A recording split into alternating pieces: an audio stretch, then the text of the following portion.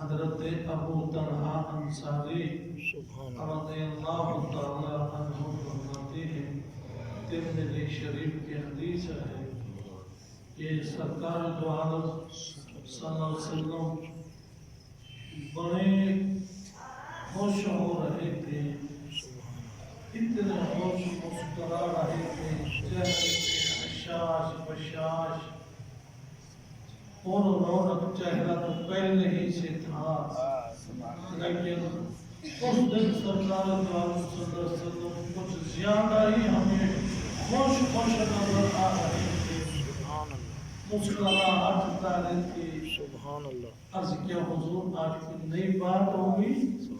اتنے بڑے خوش ہو رہے ہیں، پہلے کبھی اتنا آپ کو خوش ہم نے نہیں دیکھا۔ سرکار دو عالم صلی اللہ علیہ وسلم نے ارشاد فرمایا، ابھی جبرائیل علیہ السلام آئے تھے اور انہوں نے آ کر کہا کہ پیارے محمد صلی اللہ علیہ وسلم، آپ کا جو امتی آپ پر 10 مرتبہ درود پڑھے گا، سبحان اللہ۔ 1 مرتبہ درود پڑھے گا، اس پر 10 بار رحمت نازل ہوگی۔ سبحان اللہ۔ سبحان اللہ۔ اب آپ نے کتنی دفعہ درود پڑھ دیا ہے، کتنی دفعہ رب کی رحمت آپ پہ برسی ہے، تو پھر رب کی رحمت کی برسات میں ہم نہاتے رہے گے۔ سبحان اللہ۔ پھر یہاں تک نہیں، ابھی جبرائیل علیہ السلام نے یہ بھی مجھے کہا کہ پیارے جو آپ پر 1 دفعہ درود پڑھے گا، 10 بار اس پہ رحمت فرماؤں گا اور 10 گناہ اس کے مٹا دوں گا۔ سبحان اللہ۔ 10 گناہ بھی مٹا دوں گا اور 10 اس کے درجے بھی بلند کر دوں گا۔ اللہ اکبر۔ اور اس کے لیے عافیت کے دروازے بھی کھول دوں گا۔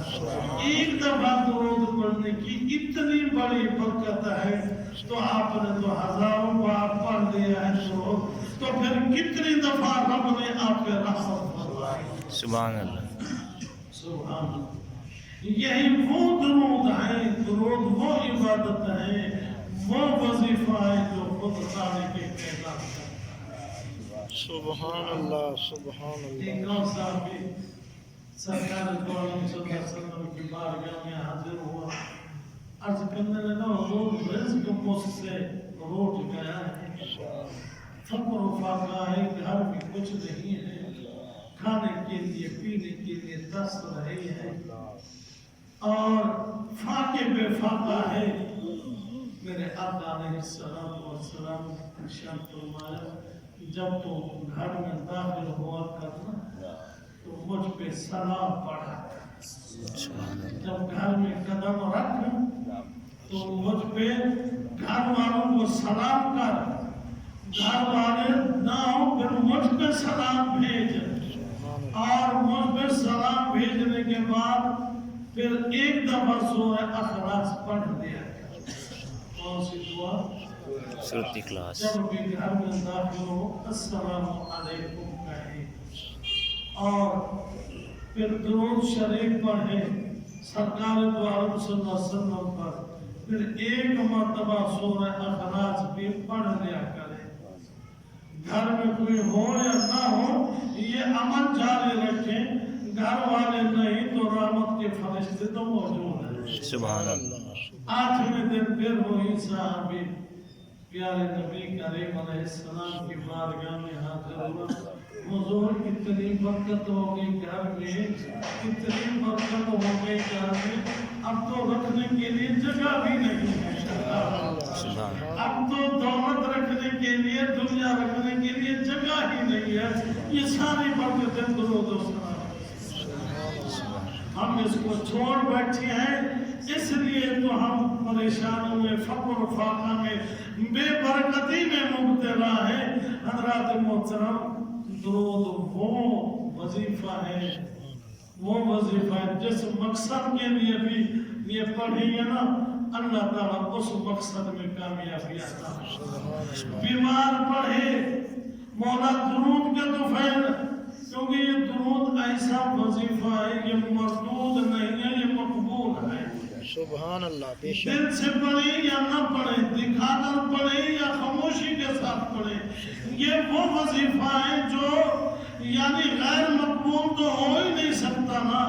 آپ درود پڑھ کر اللہ کی بارگاہ میں یہ عرض کریں، مولا میں نے درود پڑھا ہے تیری بارگاہ میں، محبوب اور پسندیدہ وظیفہ ہے، مولا اس کی برکت سے میری بیماری دور کر دے۔ ہمارا ایمان ہے درود کے دوپہر اللہ بیماری ختم کر دے۔ بے روزگار ہے درود پڑھے اللہ تعالیٰ عزت کی روزی عطا فرمائے گا۔ اگر دماغی طور پر کمزور ہے درود پڑھے اللہ تعالیٰ اس کو دماغی طاقت عطا فرمائے گا۔ یہ وہ وظیفہ ہے جس مقصد کے لیے پڑھیں گے اللہ تعالیٰ اسی مقصد کی کامیابی عطا فرمائے۔ آپ کی طرح خوش نصیب ہے، ہم کی طرح خوش نصیب ہے۔